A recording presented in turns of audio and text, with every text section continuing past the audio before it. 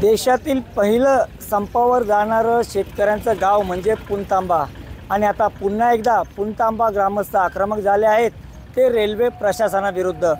कोरोनानंतर पुणतांबा रेल्वे स्थानकावर ज्या गाड्या थांबत होत्या त्या बंद झाल्या आणि गेल्या अनेक वर्षांपासून पुणतांबा शहराची किंवा गाव आणि पंचक्रोशीची आर्थिक परिस्थिती विस्कटली आणि त्यामुळे आता पुणतांबा ग्रामस्थ आक्रमक झाले आहेत आणि आज पुणतांबा ग्रामस्थांनी रेल्वे रोको करण्याचा निर्णय घेतलेला आहे।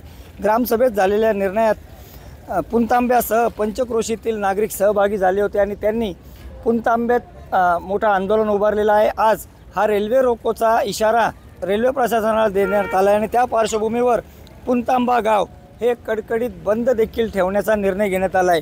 आत्ता जर आपण पाहिलं तर रेल्वे स्थानकासमोरच हे पुणतांबा गाव आहे आणि या ठिकाणी या ग्रामस्थांनी कडकडीत असा बंद पाळलेला आहे।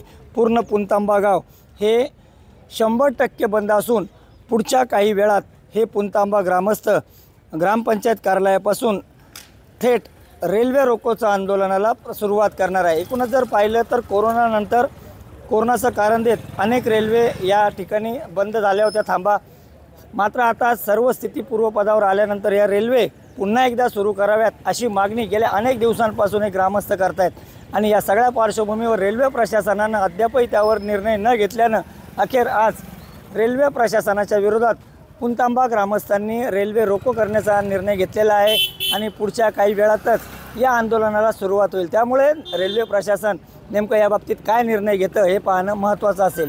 नितीन ओझा, एबीपी माझा, पुणतांबा, अहमदनगर। एबीपी माझा, उघडा डोळे बघा नीट।